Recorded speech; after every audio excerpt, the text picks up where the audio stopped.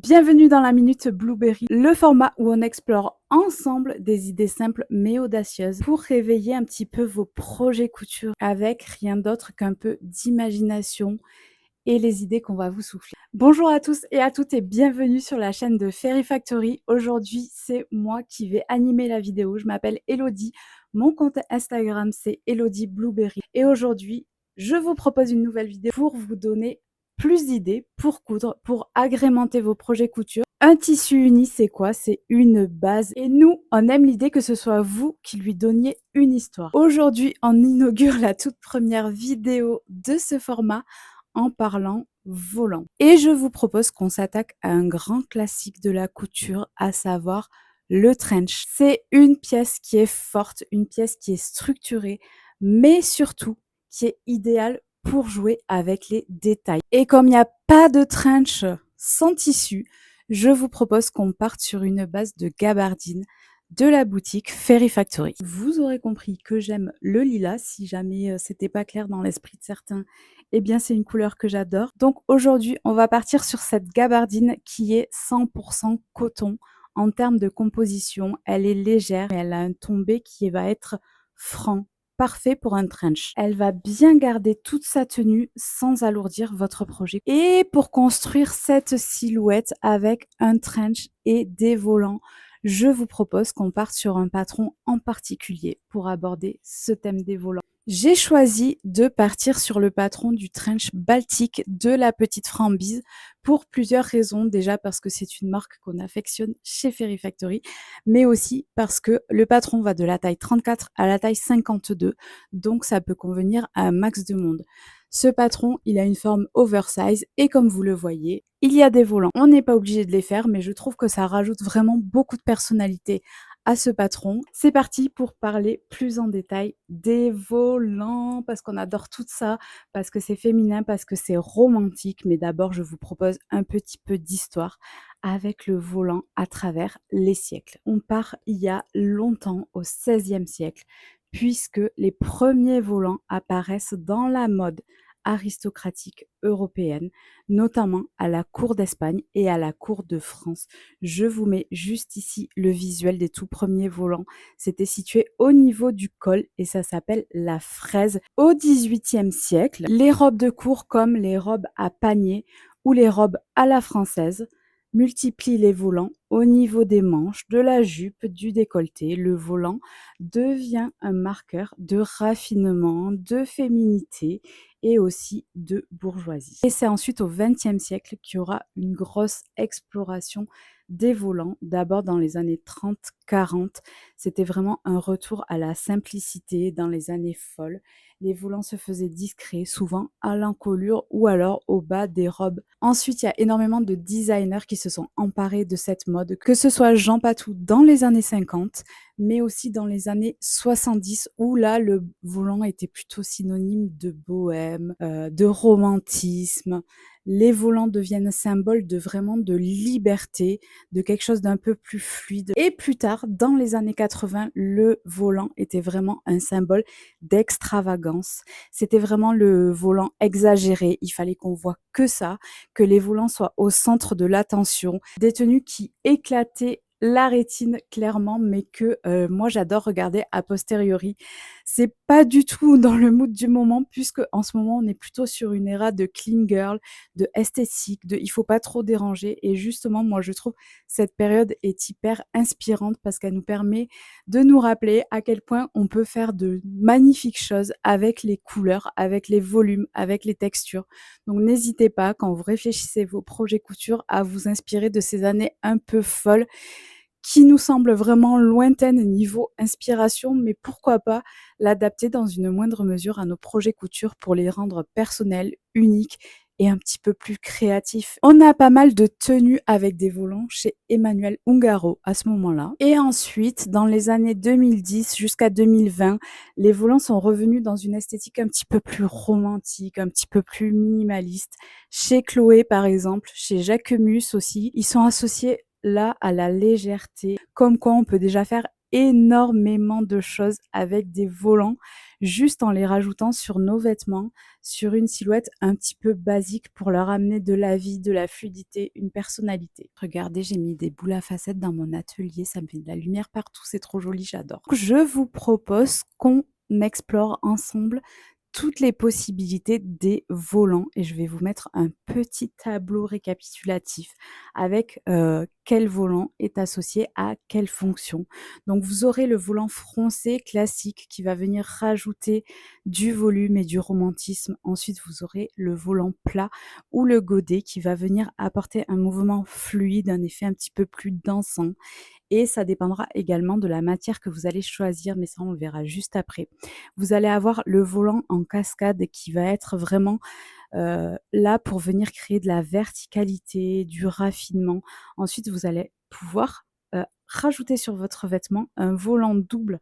Le volant double, il va venir amener plus de structure et un effet plus architectural sur votre vêtement et le volant inversé va venir apporter un effet graphique qui va venir déconstruire la silhouette. Je vous propose aussi qu'on regarde comment on pourrait placer tous ces volants.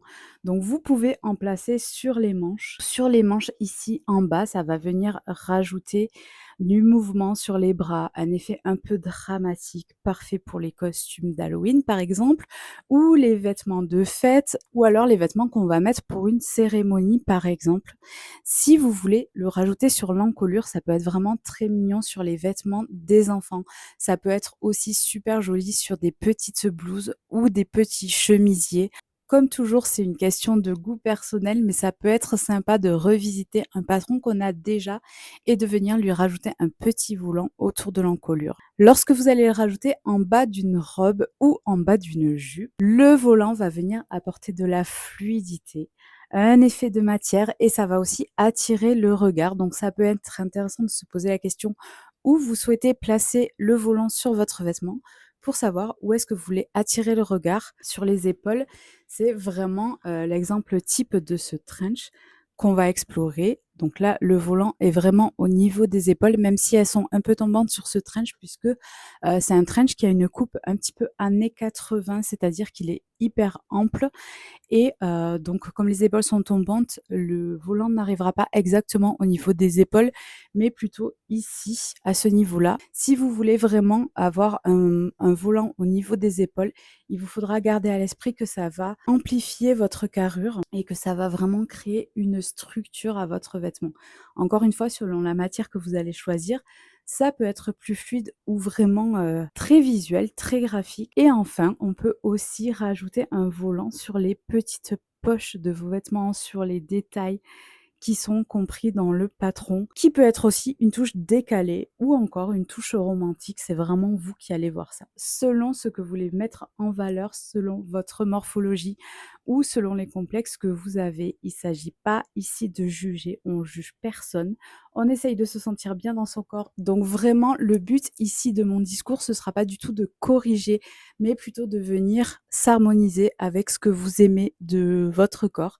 L'idée, si vous n'avez pas envie qu'on porte le regard sur vos hanches, sur le bas de votre corps, il ne faudra pas hésiter à rajouter des volants justement sur le haut du corps pour, rééquilibrer un petit peu tout ça visuellement si vous préférez que le regard soit attiré vers le haut de votre corps.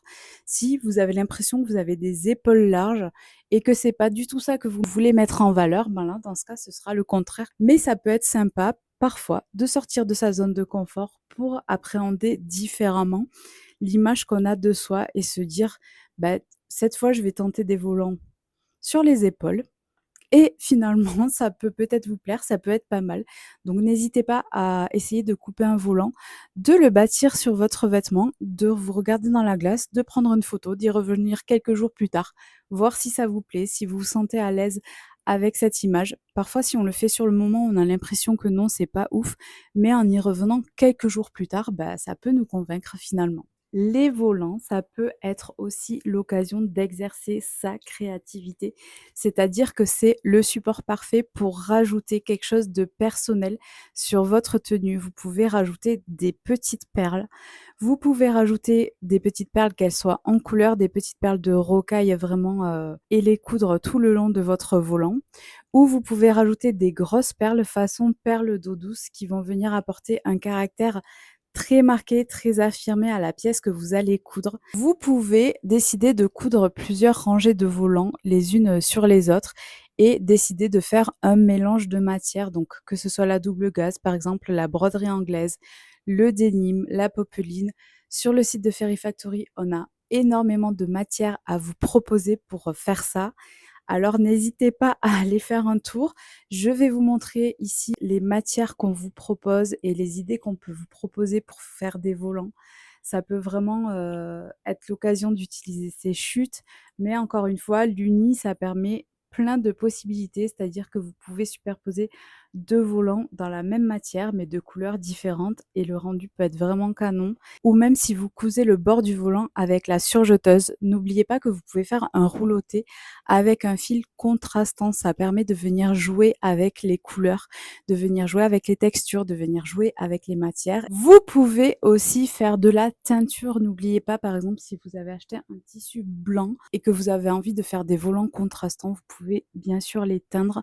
Et ce qui est vraiment très joli pour faire des effets de couleurs, c'est de teindre plusieurs volants en les laissant un temps différent dans la teinture. Chaque volant et va être laissé un 5 minutes, un 10 minutes, un 15, un 20, et cetera, et vous aurez des jolies, couleurs contrastantes un petit peu dégradées et vraiment l'uni, ça permet ça. Du coup, la transition est toute trouvée pour vous parler des matières chez Fairy Factory qui seront vraiment idéales pour faire des petits volants et avec chaque matière, je vais vous donner le rendu du volant que vous allez avoir. On a déjà la double gaze qui est vraiment une matière hyper appréciable pour l'été, qui est une matière respirante en coton. Ça va faire des volants, légers, des volants un petit peu texturés, parfait pour, un rendu qui est vraiment naturel, qui va avoir un effet soit bohème, soit cocooning, ça dépend de ce que vous allez faire avec un petit peu, sur des blouses, sur des petites robes d'été, parfaites pour aller à la plage ou rester à la maison. Bref, tout ce qu'on aime. Ça peut être vraiment très joli pour les enfants aussi et n'oubliez pas d'aller sur la boutique puisque nous avons aussi de la quadruple gaze qui est d'un confort absolu et vraiment je vous recommande de la tester parce que c'est pépite. Vous allez aussi avoir la gabardine de coton comme je vous ai montré en début de vidéo, celle que je vais utiliser pour le trench. Là, vraiment, ça va vous permettre de faire des volants qui seront beaucoup plus graphiques, qui seront parfaits sur un trench ou sur une veste qui va vraiment être structurée. Peut-être pas pour une robe, peut-être pas pour une blouse, mais vraiment pour les vêtements qu'on va porter à l'extérieur. Ça va être vraiment super joli, ça va donner un rendu un petit peu waouh, un petit peu, avec de la structure, de la personnalité, quelque chose qui va un petit peu envoyer du bois, quoi. On va avoir aussi plusieurs matières qui sont en viscose. Donc on a la viscose sandwash, on a la viscose texturée et donc là, ça va être des volants, surtout pour la viscose sandwash, ça va être vraiment des volants plus fluides, plus dansants, parfaits, qui sur une robe, qui seront très jolis en cascade ou qui seront très jolis superposés aussi. Je vous donne enfin des petites idées pour des projets à tester. Vous nous en direz des nouvelles. Alors dites-nous dans les commentaires si vous avez envie de tester un projet en particulier, parce que vraiment on a très, très, très envie de savoir ce qui vous inspire et ce qui vous donne envie. Donc on a le trench avec des volants comme je vous ai montré, que les volants soient au niveau des épaules. Vous pouvez faire aussi des volants au niveau du bas volet du dos. On a créé un tableau Pinterest spécialement dédié aux volants, donc je vous mettrai le lien de ce tableau juste en dessous dans la barre d'infos. N'hésitez pas à aller le voir, ça peut donner plein d'idées. Vraiment, c'est Pinterest, moi, il lit mon âme, c'est une source d'inspiration qui est inépuisable et qui vous permettra d'agrémenter vos projets et de vous projeter dans des choses vraiment très personnalisées. Vous pouvez aussi vous lancer dans une jupe midi avec un grand volant asymétrique. Je pense notamment, à la faire une jupe un petit peu esprit jupe dans le biais avec un volant en bas de la jupe qui sera parfaite avec le crêpe en vert satin de la boutique qui est vraiment, une matière pépite que j'ai déjà cousu à plusieurs reprises. J'ai fait un top, j'ai fait un pantalon. C'est une matière qui est hyper agréable et qui glisse pas tant que ça à la couture, contrairement à ce qu'on pourrait penser. Et enfin, vous avez aussi les accessoires, parce que c'est vrai qu'on en parle un petit peu moins, mais les accessoires, ça peut être vraiment cool pour s'exercer au volant. Je pense notamment au sac croissant de Manon Delahaute. Je vous mettrai le lien du patron en barre d'infos et pareil, je vais vous mettre d'autres patrons qui nous ont inspirés, qui, sont vraiment des idées de départ parfaites pour s'exercer à faire des volants. Et j'ai envie de vous donner un petit exercice créatif, donc j'espère que vous serez partante et que ça vous tente. On vous propose d'imaginer une silhouette avec des volants et de nous l'envoyer. Donc je vous laisserai, le mail auquel vous pouvez nous l'envoyer ou alors vous pouvez juste, nous taguer sur Instagram. Ça peut être un défi créatif hyper sympa. Essayer de créer avec une contrainte, c'est aussi explorer une forme de sa créativité dont on n'a pas l'habitude et se sortir un petit peu de sa zone de confort. Donc je vous propose que vous choisissiez un vêtement ou un projet couture que vous avez en tête. Ça peut être un top, ça peut être une jupe, ça peut être un pantalon, ça peut être une veste. Vous allez décider ensuite de l'émotion, du style que vous voulez exprimer, par exemple, si c'est romantique, si c'est audacieux ou si c'est vraiment structuré ou au contraire si c'est juste un petit peu espiègle et mignon et on vous propose d'essayer de positionner un ou plusieurs volants sur, cette silhouette pour renforcer l'intention de ce style que vous avez envie d'exprimer.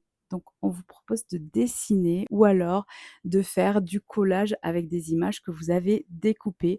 Comme ça vous permettra de visualiser un petit peu la silhouette et de voir si vous vous projetez bien dedans ou si au contraire, c'était pas du tout ce que vous avez imaginé.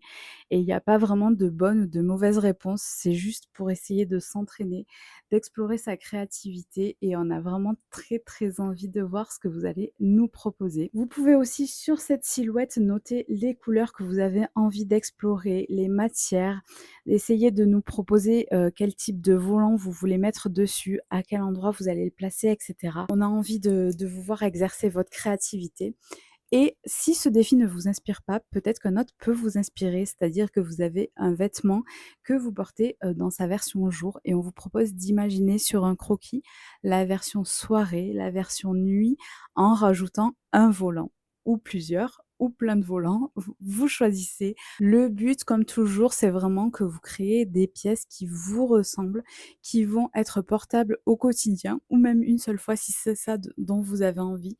Mais le but, c'est de créer pour durer, d'imaginer un vêtement qui va vous suivre, qui va correspondre à votre personnalité. Et voilà pour cette minute Blueberry. Bon, c'est pas une minute, c'est des minutes, mais j'espère vraiment que le format vous aura plu et j'espère que ça vous aura donné des idées. N'hésitez pas à utiliser le hashtag minute Blueberry pour qu'on vous retrouve sur les réseaux sociaux et qu'on voit toutes les créations, toutes les idées que vous avez eues en rapport avec cette vidéo. Comme ça, on pourra repartager avec tout le monde vos superbes créations et on a vraiment trop hâte.